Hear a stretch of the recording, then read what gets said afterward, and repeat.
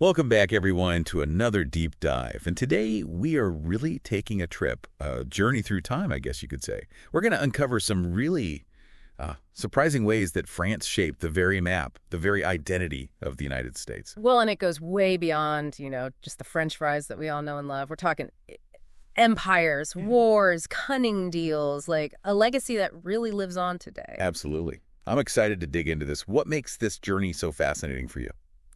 I think it's just a story full of twists and turns. And even after France lost its grip on North America, it still played such a pivotal role in the birth Yes. Oh, and development of its rival. So it's like, how did they do it? Let's find out. Okay, so let's go back to the very beginning. Mhm. I think, most people, when they think about early settlements in America, they picture the Pilgrims, the Mayflower. Yeah. But the French were already there, weren't they? Yeah, that's right. Decades before the Pilgrims ever landed at Plymouth Rock, the French, they had already established a foothold in North America. 1608, Samuel de Champlain founded Quebec. And this wasn't just any settlement. This really became a strategic hub for trade and the heart of French culture in the New World. So while the English are focused on the East Coast, the French are already spreading their influence further inland. Exactly. They had their eyes set on this vast interior, particularly the Mississippi River. And just a few decades after Quebec, in 1682, René Robert Cavelier, Sieur La Salle, he made a bold move, explored the entire Mississippi Valley, and claimed it all for France. Wow. Talk about a land grab. That's a huge chunk of territory. That would later become, the heartland of the United States. It was a strategic power play, securing control of this vital waterway that connected the Great Lakes all the way to the Gulf of Mexico. You see, these early French explorers, they weren't just adventurers.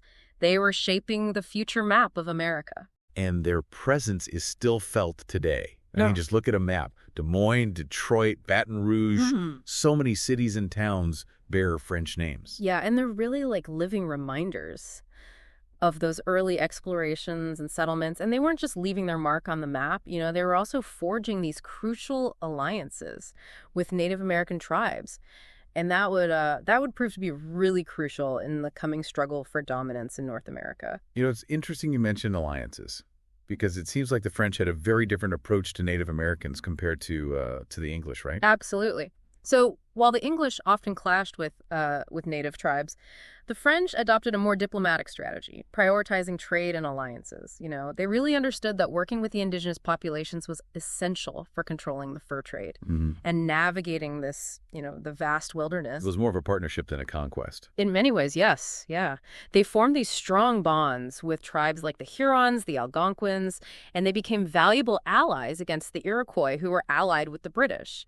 And these alliances led to the establishment of key forts and trading posts, like Detroit, St. Louis, cities that thrive to this day. That's incredible. So the seeds of these major American cities were sown by the French thanks to their savvy diplomacy with Native Americans. Precisely. It's a reminder that the cultural landscape of the U.S. was really shaped by such diverse influences, and the French played a crucial role in that. But these early successes, they would eventually set the stage for a showdown with England, the rising power in North America. Right, the 7 Years' War. Now things are getting interesting. This is a clash of empires, with both France and England vying for control of a continent. Oh, yeah. And the stakes were incredibly high. This war, began in 1756. It was a global conflict, with battles raging from Europe to India to North America, and the outcome would really dramatically alter the course of history. For the French, it must have felt like their dreams of a North American empire were, slipping away. It was a devastating blow, for sure. The Battle of the Plains of Abraham in 1759, where British forces defeated the French. That was a turning point. The fall of Quebec, followed by the capture of Montreal the next year, marked the end of French rule in Canada. And the Treaty of Paris in 1763 made it official. France lost Canada to Britain and Louisiana to Spain. Their North American empire shattered. But as we'll see, the French influence didn't vanish. In fact, their desire for revenge, it would play a pivotal role in the coming American Revolution. Ooh, this is where it gets really interesting. The seeds of a new nation are being sown. And France, even in defeat, would have an unexpected hand in its birth. It's interesting, we often get really focused on like the wars and the treaties when we're discussing history. But it's important to remember the cultural exchanges that are happening alongside those events.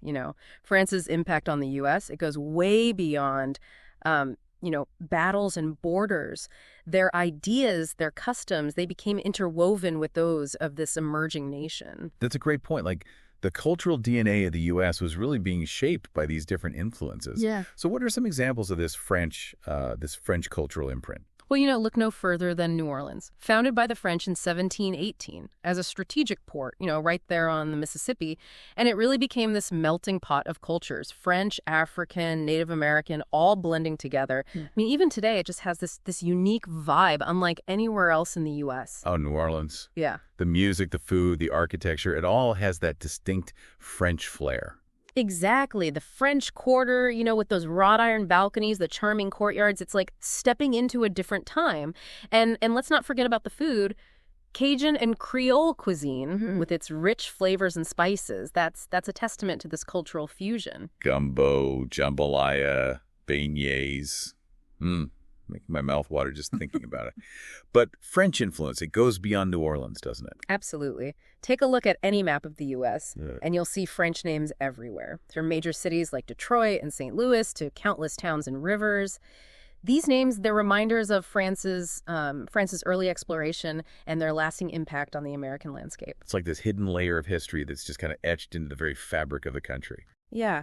And it's not just physical reminders, French ideas, philosophies, they also played this really crucial role in shaping American thought.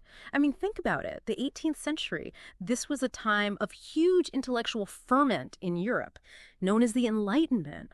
French thinkers like Montesquieu, Voltaire, Rousseau, they were championing these radical ideas, liberty, equality, separation of powers, and these concepts really resonated deeply with the American colonists. Oh, absolutely. The Declaration of Independence, with its emphasis on natural rights, the pursuit of happiness.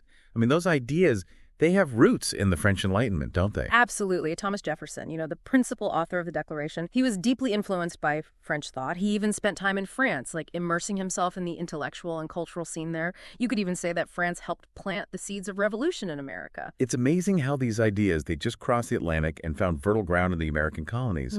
But this connection, it goes beyond ideas too, right? Weren't there key figures who embodied this Franco-American alliance?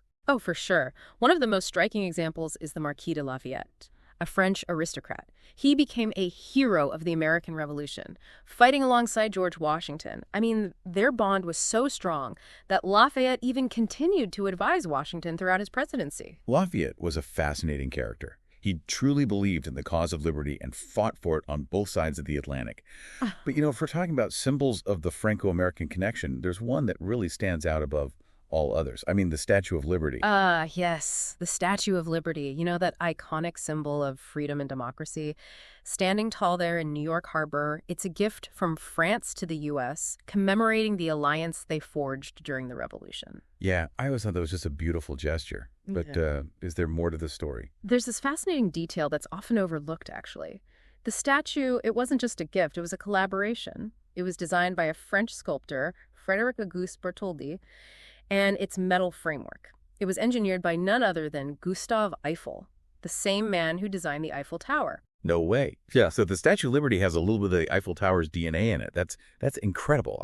I never knew that. Yeah. It's a symbol of, freedom and Franco-American ingenuity. And for the millions of immigrants who passed by Lady Liberty as they arrived in America, I mean, it represented hope, the promise of this new life. It's a powerful reminder that the U.S., from its very founding, was shaped by global connections and the contributions of so many cultures. But, as we've been discussing, France's impact on America goes beyond symbols and ideas, and there's a whole other chapter that we really need to explore. The Louisiana Purchase and its role in shaping the westward expansion of the nation. Yes. The Louisiana Purchase. It really was like a real estate deal of epic proportions that doubled the size of the United States. And it set in motion a chain of events that continues to reverberate today. It's a story of ambition, of opportunity, and this complex relationship between settlers and the Native American tribes who already called this vast land home. Okay, so we've talked about French explorers, cultural exchanges, even a touch of the Eiffel Tower in New York Harbor. But now let's talk about a land deal that would make any real estate mogul drool: the Louisiana Purchase, doubling the size of the U.S. For a mere $15 million, that's That's like finding a golden ticket. Oh, it was a bargain of the century for sure. Yeah. But it's important to remember this vast territory, stretching from the Mississippi River to the Rocky Mountains, it wasn't empty. It was already home to a really rich tapestry of Native American cultures who had lived there for centuries. Right. It's easy to get caught up in the excitement of expansion, but we can't forget about the people who are already there. Exactly. And for the Native Americans, the Louisiana Purchase wasn't about opportunity. It was a turning point.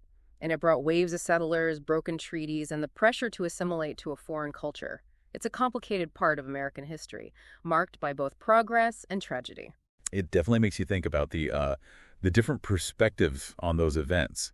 So the U.S. has this vast new territory. What did they do with it? How did they even begin to explore and understand such a huge, uncharted land? Well, President Jefferson, he was a visionary leader, and he knew that knowledge was power, and he wanted to understand this new land. So in 1804, he commissioned the Lewis and Clark expedition. I mean, can you imagine being Meriwether Lewis or William Clark, setting off into the unknown with a small group of explorers tasked with charting the Louisiana Purchase, making contact with Native American tribes, even searching for a water route to the Pacific Ocean? That's an adventure I would sign up for in a heartbeat. It must have been thrilling. Yeah. And terrifying all at once. Oh, it was an epic journey for sure, full of challenges. They faced harsh weather, treacherous terrain, encounters with grizzly bears, and, just the constant need to navigate these complex relationships with the diverse Native American tribes they met along the way. But they meticulously documented everything, the plants, the animals, the geography, and their journals and maps, they became these invaluable resources, really paving the way for future exploration and settlement. So they didn't just explore. They essentially wrote the first guidebook to the American West.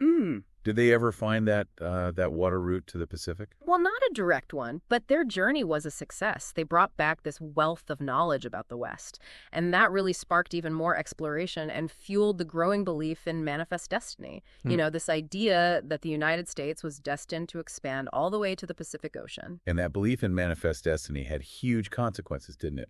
It led to westward expansion, the displacement of Native Americans, the gold rush, the building of railroads. It's amazing how this one land deal set so much in motion. It's a powerful example of how geography really shapes history. And it raises a fascinating question, Would the U.S. have become the same nation without the Louisiana Purchase? Would it have developed this westward drive? Would it have even become this global superpower? Those are really interesting questions. It makes you think about how different things might have been. Exactly. History is full of these what-ifs, and we can't go back and change the course of events, of course. But exploring those possibilities, it helps us understand the forces that have shaped our world. Absolutely. So as we wrap up this deep dive into how France shaped America, what's the key takeaway you hope listeners will remember? I hope they'll take away just a sense of wonder about the interconnectedness of history. It's not just a collection of facts and dates. It's a tapestry, woven with these unexpected connections and enduring legacies. And the story of France's influence on the U.S., it's a perfect example of this. From early explorers to the Louisiana Purchase, France played this crucial role in shaping the map, the culture, even the destiny of the United States. It's a reminder that sometimes the most surprising discoveries are hidden in plain sight. Thanks for guiding us through this fascinating journey. Oh, my pleasure. It's been a joy. And to our listeners, keep exploring. You might be surprised what you discover about the enduring legacy of France, not just in the history books, but in your own communities, maybe even in your own backyard. That's great advice. So until our next deep dive, keep those history books open and those minds curious.